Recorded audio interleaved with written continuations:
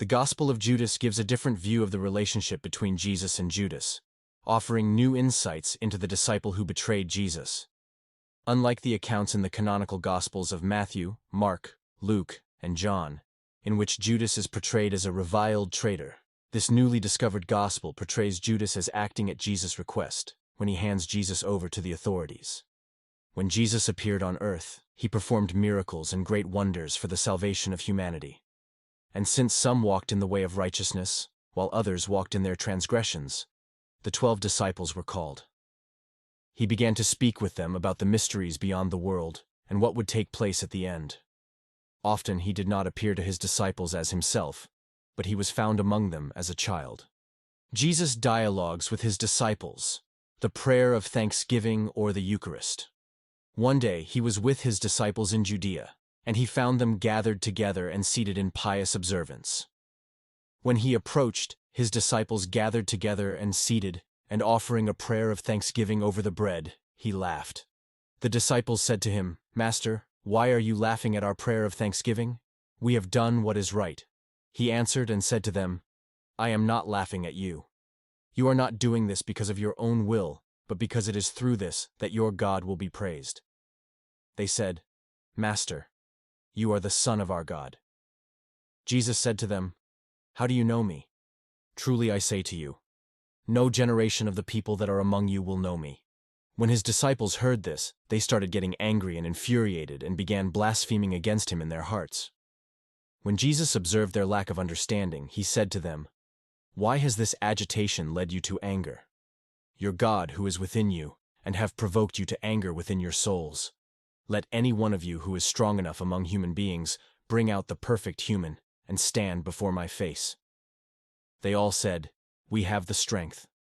But their spirits did not dare to stand before him, except for Judas Iscariot. He was able to stand before him, but he could not look him in the eyes, and he turned his face away. Judas said to him, "I know who you are and where you have come from. You are from the immortal realm of Barbello, and I am not worthy to utter the name of the one who has sent you." Knowing that Judas was reflecting upon something that was exalted, Jesus said to him, "Step away from the others, and I shall tell you the mysteries of the kingdom. It is possible for you to reach it, but you will grieve a great deal, for someone else will replace you, in order that the 12 disciples may again come to completion with their God." Judas said to him, "When will you tell me these things, and when will the great day of light dawn for the generation?" But when he said this, Jesus left him. The next morning, after this happened, Jesus appeared to his disciples again. They said to him, "Master, where did you go, and what did you do when you left us?" Jesus said to them, "I visited a noble, sacred people beyond your world." They were amazed and inquired of him, "What beings are there higher and holier than us, and not of this world?" He laughed once more. "Why are you thinking about them? I tell you, nobody on this earth will ever know them, nor human children ever belong to them. Nor will any angelic force of luminaries reign over them. They don't come from this aeon. Humanity comes from a lower region. They come from another power, not from that force which governs you." When they heard these cryptic utterances, they were confounded and struck dumb. Another day Jesus came up to them. The disciples said to him, "Master, we have seen you in a vision, for we have had great dreams last night." Jesus said, "Why conceal your experiences? Speak." They said, "We have seen a great house with a large altar in it, and 12 men. They are the priests, we would say, namely Levites. A crowd of people is waiting at that altar, until the priests stopped receiving sacrificial offerings. We kept waiting." Jesus said, "What are the priests like?" They said, "Some are celibate for 2 weeks, some sacrifice their own children, others their wives, in praise and humility with each other. Some sleep with men. Some are involved in slaughter. Some commit a multitude of sins and deeds of lawlessness, and the men who stand before the altar invoke your name. And in all the deeds of their deficiency, the sacrifices are brought to completion." After they said this, they were quiet, for they were troubled. Jesus said to them, "Why are you troubled? Truly I say to you, all the priests who stand before that altar invoke my name. Again I say to you, my name has been written on stellar powers through the human generations, and they have planted trees without fruit, in my name, in a shameful manner. Those you have seen receiving the offerings at the altar are you. That is the God you serve, and you are those 12 men you have seen. The cattle you have seen brought for sacrifice are the many people you lead astray before that altar. They will stand and make use of my name in this way, and generations of the pious will remain loyal to the king of anarchy. After him, another man will stand there from the fornicators, and another will stand there from the slayers of children, and another from those who sleep with men, and those who abstain, and the rest of the people of pollution and lawlessness and error, and those who say, "We are like angels." They are the stars that bring everything to its conclusion. For to the human generations it has been said, "Look, God has received your sacrifice from the hands of a priest," that is, a minister of error. But it is the Lord of the universe, who commands, "On the last day they will be put to shame." Stop sacrificing in this way. It's on that altar you sin. Then these things are beyond your fate. You will become like angels and enjoy everlasting life. Stop struggling with me. Each of you has his own destiny. I have come to refresh God's beautiful Eden garden. I am the fountain that waters the tree of life and the generation that will last.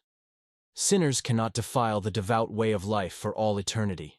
Later, Judas encountered Jesus when he was alone and asked, "Master, what kind of fruit does this generation produce?" Jesus said, "The souls of all humans will eventually perish, but those who are righteous, when they have completed an era in heaven's kingdom, their flesh will perish, but their souls shall live and they will be resurrected." Judas asked, "And what will the rest of the human generations do?" Jesus replied, "It is impossible to sow seed on a rock and harvest its fruit. This is the stony path of the corrupt, with their perverse knowledge. The right hand of God created humanity that their souls may ascend. Not even angelic power can know that place which righteous men and women inherit. Master, as you have listened to all of them, now also listen to me, for I have seen a great vision." When Jesus heard this, he laughed and said to him, "You 13th spirit, why do you try so hard? But speak up, and I shall bear with you." Judas said to him, "In the vision I saw myself as the 12 disciples were stoning me and persecuting me. And I also came to the same place where the altar was, but I saw a house, and my eyes could not comprehend its size. Great people were surrounding it, and that house had a roof of greenery, and in the middle of the house was a crowd. "Oh, Master, take me in along with these people." Jesus answered and said, "Judas, your star has led you astray." He continued, "No person of mortal birth is worthy to enter the house you have seen, for that place is reserved for the holy. Neither the sun nor the moon will rule there, nor the day, but the holy will abide there always, in the eternal realm with the holy angels. Look, I have explained to you the mysteries of the kingdom, and I have taught you about the error of the stars, deceived by the rulers of the 12 aeons." Judas said, "Master, could it be that my seed is under the control of the rulers?" Jesus answered and said to him, "You will grieve much when you see the kingdom and all its generation." When he heard this, Judas said to him, "What good is it that I have received it? For you have set me apart for that generation." Jesus answered and said, "You will become the 13th, and you will be cursed by the other generations, and you will come to rule over them. In the last days they will curse your ascent to the holy generation. Come, that I may teach you about secrets no person has seen. For there exists a great and boundless realm, whose extent no generation of angels has seen, in which there is a great invisible spirit, which no eye of an angel has ever seen, no thought of the heart has ever comprehended, and it was never called by any name." And a luminous cloud appeared there. He said, "Let an angel come into being as my attendant." A great angel, the enlightened divine self-generated, emerged from the cloud. Because of him, 4 other angels came into being from another cloud, and they became attendants for the angelic self-generated. The self-generated said, "Let it come into being," and it came into being. And he created the first luminary to reign over him. He said, "Let angels come into being to serve him," and myriads without number came into being. He said, "Let an enlightened aeon come into being," and he came into being. He created the second luminary to reign over him, together with myriads of angels without number, to offer service. That is how he created the rest of the enlightened aeons. He made them reign over them, and he created for them myriads of angels without number to assist them. Adamus was in the first luminous cloud that no angel has ever seen among all those called God. After the semblance of an angel, he created the progeny of Seth. He made 72 luminaries appear in the incorruptible generation in accordance with the will of the Spirit. The 72 luminaries themselves made 360 luminaries appear in the incorruptible generation, in accordance with the will of the Spirit, that their number should be 5 for each. The 12 aeons of the 12 luminaries constitute their father, with 6 heavens for each aeon, so that there are 72 heavens for the 72 luminaries, and for each of them 5 firmaments, for a total of 360 firmaments. They were given authority and a great host of angels without number, for glory and adoration, and after that also virgin spirits, for glory and adoration of all the aeons and the heavens and their firmaments. That multitude of those immortals is called the cosmos. That is, perdition by the Father and the 72 luminaries who are with the self-generated and his 72 aeons. In him the first human appeared with his incorruptible powers. And the aeon that appeared with his generation, the aeon in whom are the cloud of knowledge and the angel, is called El. Autogenes said, "Let 12 angels come into being to rule over chaos and the underworld." And look, from the cloud there appeared an angel whose face flashed with fire, and whose appearance was defiled with blood. His name was Nebro, which means rebel. Others call him Yaldabaoth. Another angel, Saklas, also came from the cloud. So Nebro created 6 angels as well as Saklas to be assistants, and these produced 12 angels in the heavens, with each one receiving a portion in the heavens. The 12 rulers spoke with the 12 angels. "Let each of you guard and protect these generations. The first is Seth, who is called Christ. The second is Harmathoth. The third is Galilah. The fourth is Yobel. The fifth is Adonios. These are the 5 who ruled over the underworld, and first of all over chaos." Then Saklas said to his angels, "Let us create a human being after the likeness and after the image." They fashioned Adam and his wife Eve, who is called, in the cloud, Zoe. For by this name all the generations seek the man, and each of them calls the woman by these names. Judas said to Jesus, "What is the long duration of time that the human being will live?" Jesus said, "Why are you wondering about this, that Adam, with his generation, has lived his span of life in the place where he has received his kingdom, with longevity with his ruler?" Judas said to Jesus, "Does the human spirit die?"